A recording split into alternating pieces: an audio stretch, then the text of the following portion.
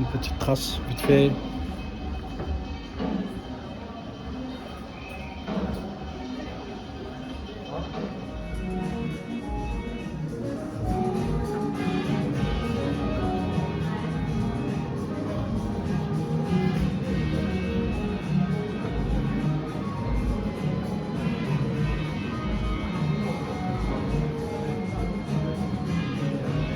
La soulède funk,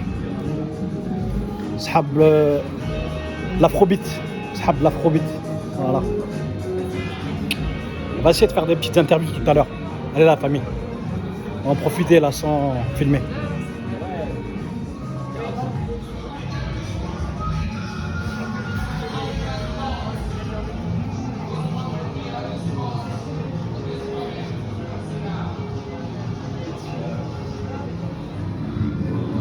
Une fois qu'il les a enregistrés, Fela n'interprète plus jamais ses chansons en concert. C'est un truc de fou ça. Voilà. On peut mettre sur pause et lire. Voilà. Sabla Soledad Funk, celui-là je laisse, c'est le premier que j'ai eu même en CD et après que j'ai eu en vinyle. C'est le premier. C'est vachement intéressant comme concept. De se dire tiens, dès qu'ils sont en vinyle, je les joue plus. C'est un truc de ouf.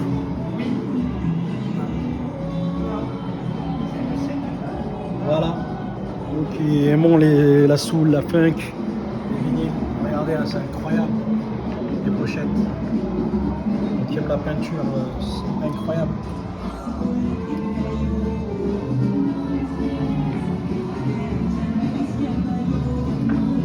Voilà, on va finir là-dessus, justement. On est en plein dans mon projet. Sabla Soledad Funk. Celui-là, incroyable celui-là. Voilà, là on est vraiment dans le mélange de la soul, la funk, du jazz, du blues, du tout mélangé, tout mélangé. Merci de votre visite et à la prochaine. Merci beaucoup. Au revoir. Au revoir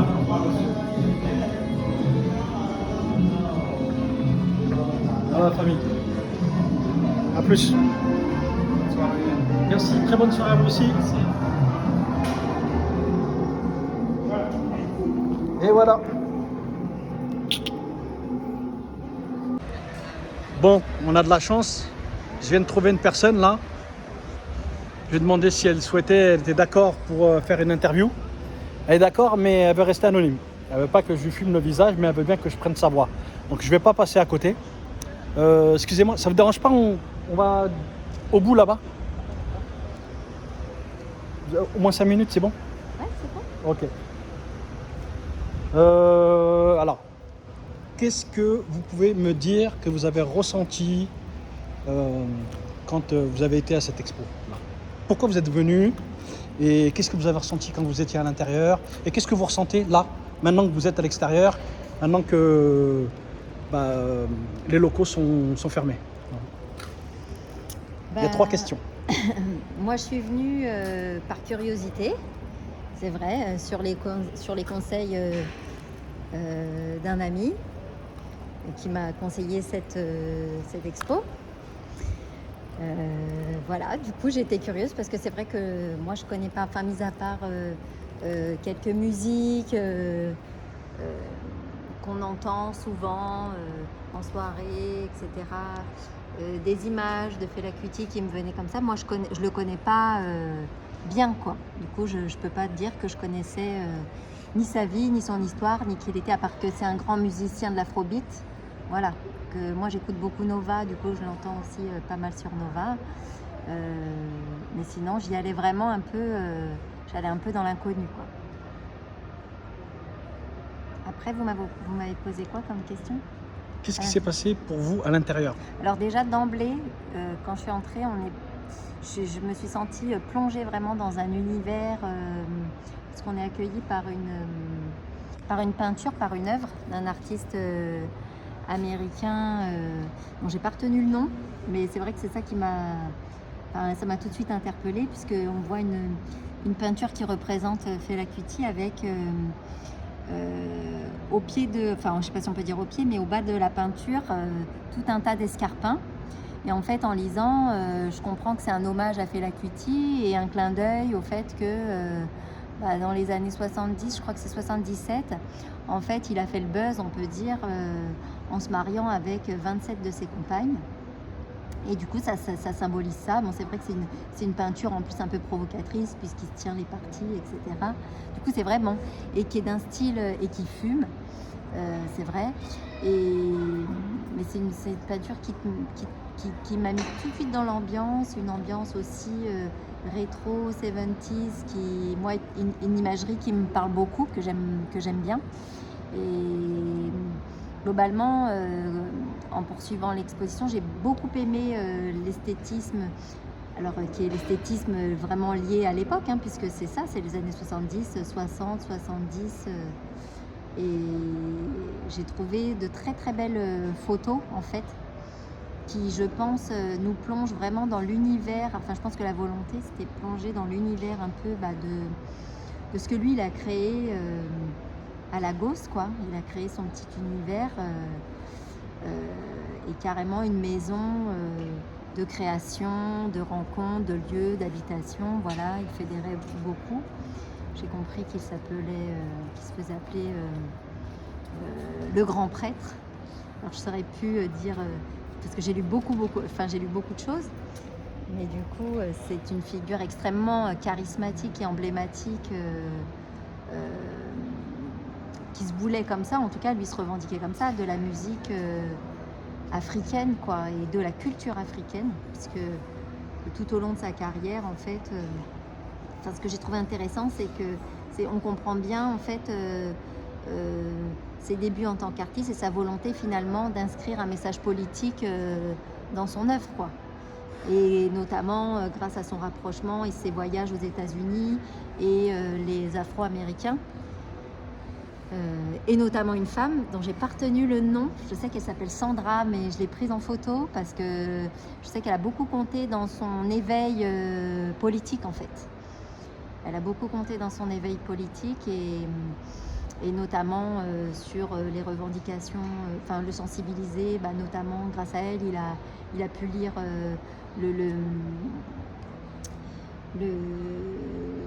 le bouquin, le pamphlet de Malcolm X, etc. Il a vraiment été initié à toute la cause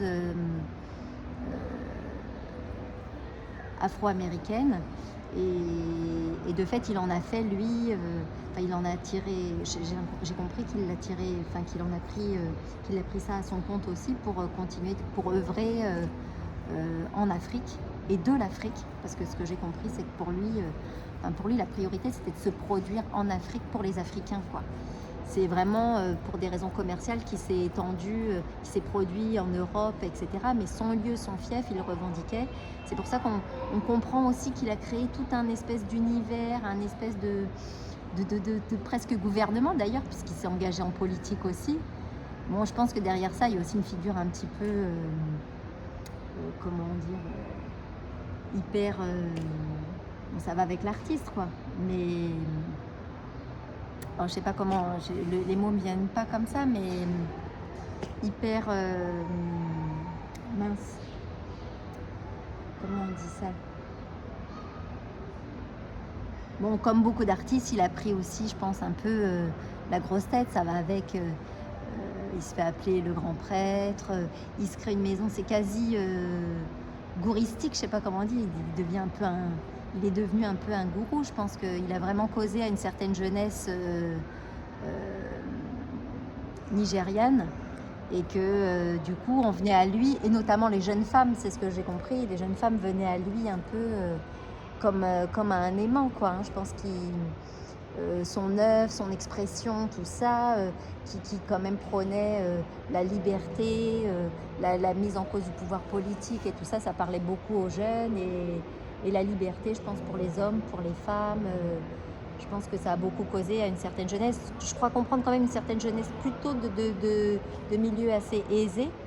Mais après, ça a rayonné, j'ai l'impression, quand même, dans tout le Nigeria. Puis au point de déranger vraiment le pouvoir politique, puisqu'ils en ont bavé, puisqu'ils ont son fief, Kalakuta, je crois que ça s'appelait comme ça. Sa maison, en fait, a été brûlée en fait, et par l'armée. Et de manière, ça a été un assaut extrêmement violent, parce que j'ai pu lire des témoignages où il y a eu des viols, en fait, des femmes qui vivaient là-bas. Il y avait beaucoup de femmes. Bon, voilà, je me posais la question de savoir est-ce que, quel était un peu le côté sulfureux de Fela Kuti. Il apparaît quand même. Alors je pense que c'est une exposition qui est assez respectueuse aussi. Le but, c'est un peu de parler de la vérité, mais aussi pas d'en faire de pas d'abîmer trop son image, quoi. C'est une légende, c'est une icône? Ah bah, Une oui. icône? Oui. Oui. Oui, manifestement, oui. Oui. Bah oui, c'est vraiment une icône. Une icône, je pense. Alors moi, je peux pas dire, hein, moi je découvre, donc je mentirais de dire que j'ai été inspirée, mais je pense qu'il a inspiré beaucoup de personnes, et je pense que beaucoup de personnes aujourd'hui ont envie un peu de savoir qui il était. Et peut-être des jeunes générations, en fait, qui se revendiquent de lui et qui ne le connaissent pas vraiment, et qui vont un peu à la recherche de qui était cet homme, qu'est-ce qu'il revendiquait, quelle a été son influence justement en Afrique et au-delà, quoi, partout dans le monde.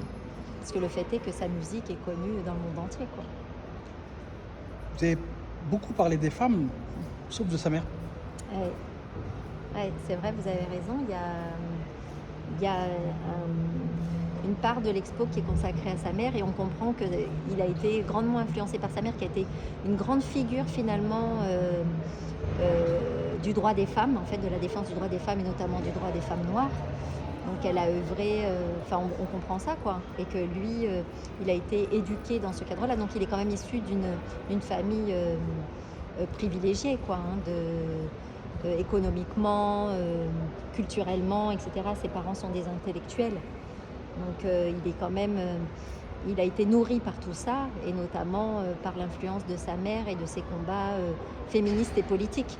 Donc il a une culture, il a été quand même baigné dans ça.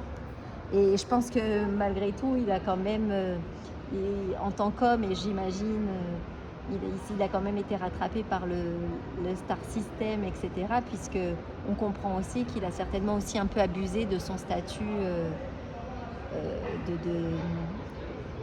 de star, quoi, un peu de gourou, quoi, puisqu'il a attiré beaucoup de très jeunes femmes, en fait, et on comprend dans certains témoignages.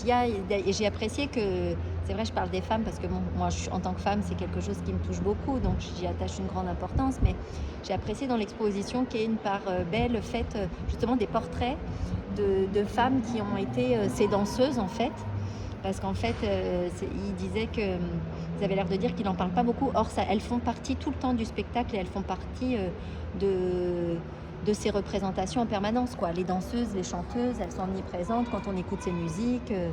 Elles chantent, elles dansent, elles représentent, quoi. Elles sont très très puissantes. Mais en même temps, on comprend qu'elles ont peut-être un peu... je pense que c'était pas si simple, son rapport aux femmes, à Fela Kuti. À la fin de l'exposition, à un moment donné, on peut lire que à partir du moment où il sortait ses musiques en vinyle, Ouais. sous forme d'album, il les jouait plus sur scène. Qu'est-ce que vous en pensez pour finir? J'ai lu ça, ça m'a interpellée, j'ai trouvé ça... Vous avez vu les pochettes à la fin? J'ai vu les pochettes que je trouve... Alors ça va avec tout le reste, c'est vrai que dans cette expo, il y a une esthétique qui est vraiment... je pense qu'il respecte l'esthétique de l'époque. Pour le coup, il a vraiment sa touche, il a marqué... Enfin, je veux dire, c'est vrai qu'il a réussi ce tour de force. Il faisait faire ses pochettes, hein. C'était... Enfin, les vinyles, puisque justement ça va avec ce que vous disiez, c'est-à-dire que dès qu'il enregistrait sur vinyle, ça y est, ces vinyles devenaient des archives, et il prenait un grand soin, il faisait illustrer ses pochettes il choisissait, alors je ne sais plus si c'est un même illustrateur ou s'il faisait appel mais en tout cas il y avait un grand soin accordé aux pochettes, et ça se voit, c'est super stylé, encore aujourd'hui 2023, enfin je pense que c'est super, c'est complètement, chaque pochette est une œuvre d'art, et en fait ça donne encore plus je dirais de valeur au produit, si on peut parler de ça comme ça pour parler des vinyles. Mais en fait c'est vraiment, il en a fait des œuvres et des archives, de savoir qu'une fois que c'est imprimé sur la galette, bah, ça y est, il les joue plus en concert. Ça Donc, l'excitait plus? bah, C'est bizarre, c'est ouais, très peut-être. spécial quand même. Peut-être, ouais, c'est spécial. Et en même temps, ça veut dire que il était aussi un grand producteur de musique. Ça l'obligeait aussi certainement à créer. Donc c'était, j'imagine, foisonnant et pour toujours alimenter la scène en fait. Et d'ailleurs, on voit, bah, il y en a eu plein, quoi, des disques, il y en a à foison, quoi. Je peux dire quelle couleur vous êtes? Oui? Ça vous dérange pas? Non. Vous êtes blanche. Ouais. Voilà, vous êtes blanche. Ouais. Vous êtes une femme. Ouais. Et moi, j'ai pu faire une interview à l'intérieur Mhm. avec une personne qui vient des Antilles, etc. Et à un Mhm. moment donné, je lui ai posé une question. Vous allez me dire ce que vous en pensez. Mhm. Je lui ai dit, mais comment se fait-il qu'il n'y ait pas d'enfants? Aujourd'hui, il n'y avait pas d'enfants qui étaient là avec des familles, voire même des familles qui viennent des quartiers populaires pour voir cette exposition. Justement, c'est une exposition qui parle d'eux à un moment donné. Moi, je me suis permis de faire une petite séquence dedans où justement, c'est ce que je dis. Je dis, moi, voilà, je trouve ça un peu dommage que justement, qu'on n'ait pas eu l'occasion vraiment de communiquer autour de cette exposition et qui aurait pu vraiment interpeller la jeunesse et éventuellement même les influencer par rapport à certaines idées ou certains concepts ou une certaine logique de lutte, en fait, de lutte contre un système qui cherche à opprimer, à oppresser et notamment Fela Kuti parle beaucoup d'esclavagisme et de néocolonialisme, donc ce qui parle forcément aujourd'hui à certains enfants qui sont peut-être les petits-enfants de personnes qui sont venues des ex-pays colonisés et qui ne savaient pas lire, qui ne savaient pas écrire. Voilà, excusez-moi, ma question elle est un peu longue, mais globalement c'est un petit peu ça. Qu'est-ce que vous en pensez pour finir? Après je vous laisse tranquille. Globalement, enfin moi je dirais, enfin après je vais peut-être être un peu dure, je sais pas, mais enfin moi je trouve comme vous que c'est plutôt dommage. C'est une expo qui mériterait vraiment largement d'être visitée, même par les lycéens, par les collégiens, etc. Enfin que ça fasse l'objet de projets éducatifs carrément. Ça pourrait être accompagné dans le cadre scolaire. Hein. Il y a toute une réflexion à mener autour de cet artiste. Mais je pense que malheureusement ça parle aussi certainement du manque de diffusion, mais aussi le fait que les jeunes, je pense à l'heure actuelle, sont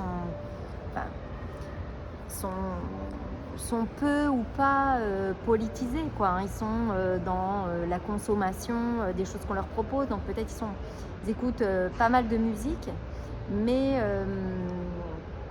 pour consommer, je pense qu'ils sont capables d'écouter un certain nombre de musiques. Je suis pas sûre, je sais pas quel jeune écoute Fela Kuti.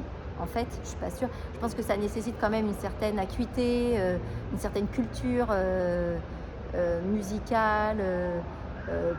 Je pense pas que beaucoup de jeunes connaissent Fela Kuti, y compris des jeunes africains. Mais ça, je suis pas la meilleure représentante pour en parler, et que ça mériterait largement à être développé. Vous avez raison, auprès des jeunes qui ont grandi ici en quartier, qui sont issus de l'immigration, etc. Parce que voilà, toute figure qui a œuvré pour la lutte pour l'abolition des esclavages, quel qu'il soit, et du néocolonialisme et du rapport de domination des Blancs sur les Noirs, etc., je pense qu'ils méritent d'être écoutés et diffusés, et d'ouvrir les débats en classe, dans des classes multiculturelles, etc., pour un peu conscientiser les jeunes, qui soient issus d'immigration ou qui ne le soient pas d'ailleurs. Mais comme je pense que c'est la force de la musique, c'est-à-dire que la musique, elle fédère. C'est-à-dire que je pense que, par exemple, il y a beaucoup de Blancs d'une certaine, on va dire, élite socioculturelle qui écoutent Fela Kuti, et on pourrait dire qui connaissent pas forcément, qui sont pas forcément très attentifs à son message, en fait. Justement, là, ce serait peut-être l'occasion. Je pense que oui, comme vous le disiez, je pense que oui, ça mériterait largement d'être diffusé et d'en faire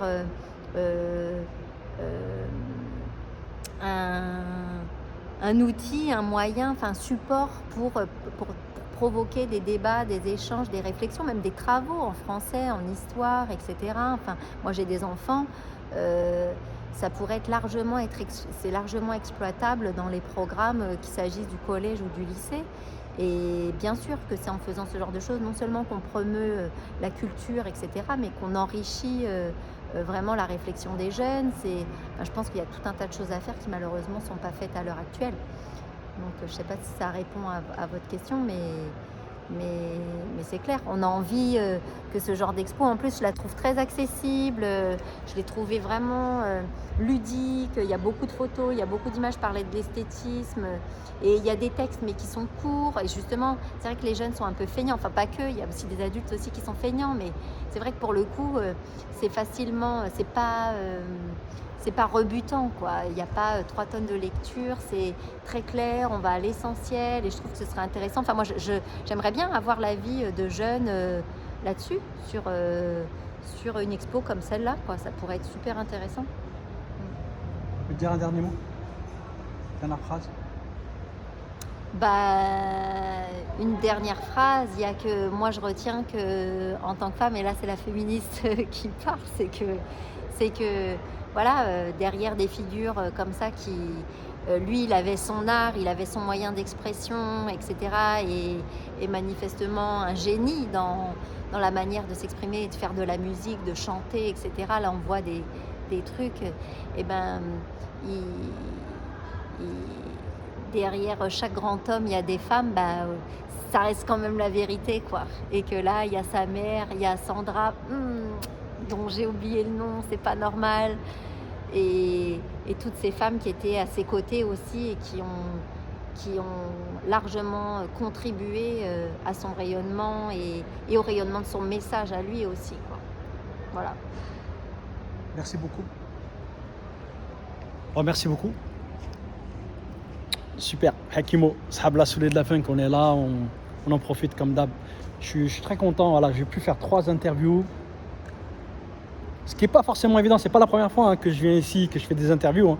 Pour plusieurs expositions qu'il y a eu ici, même par rapport à la black music, etc., etc. Je suis venu, je me suis installé là avec la caméra et j'ai fait plein d'interviews. Bon, bref, voilà, je vous remercie beaucoup. Et voilà, on est là, on en profite. Merci beaucoup. Merci beaucoup. Merci à vous. C'était super sympa, merci.